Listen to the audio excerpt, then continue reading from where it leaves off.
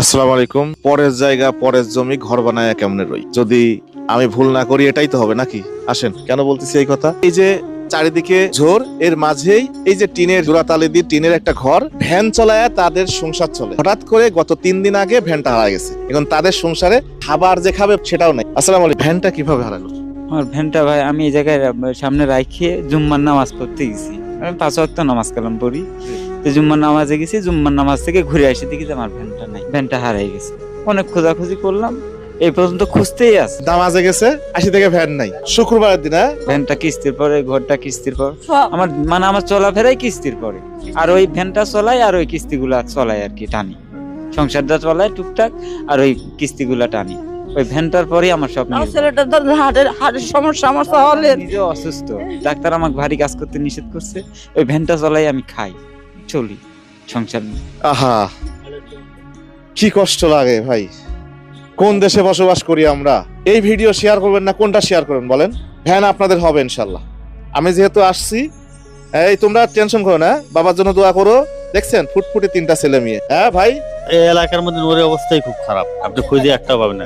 এক কথা অন্য লোকের জায়গায় থাকে, আমাদের গ্রামের আনোয়ারের জায়গায় থাকতেছে, তো এটা আনোয়ারের জায়গা, এটা ওনার নিজের জায়গা না তো। হাজী সাহেব, হাজী সাহেব এখানে থাকতে হ্যাঁ ওখানে থাকতে দিতে।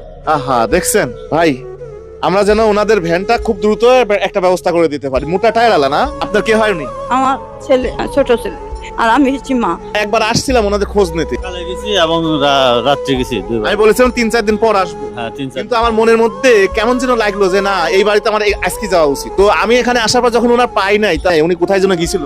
ও হচ্ছে কি বাজারে গেছিল, কিছু রিজার্ভ ছিল তো, তা আমার গাড়িও নিয়ে গেছে। আমি কি করবো, বাধ্য আমি কইছি আমার গাড়ি নিয়ে যান, সব ভাড়া ছুটি যাবে ওর।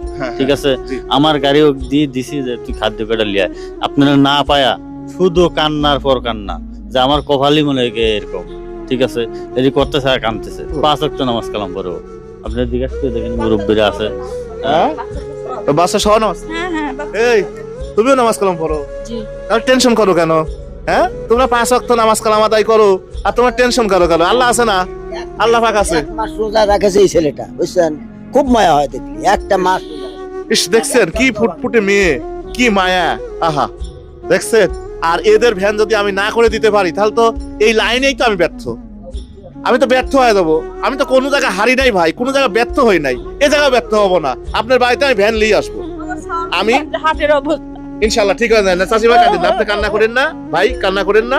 আমি পরবর্তীবার আপনার বাড়িতে আসবো, ভ্যান নিয়েই আসবো। আমি কথা দিয়ে গেলাম। দেখছেন ছেলে কাঁদতেছে, বাবা কাঁদতেছে, দেখছেন সবাই কাঁদতেছে। দেখেন, ওই দেখেন, দেখছেন ও বাচ্চা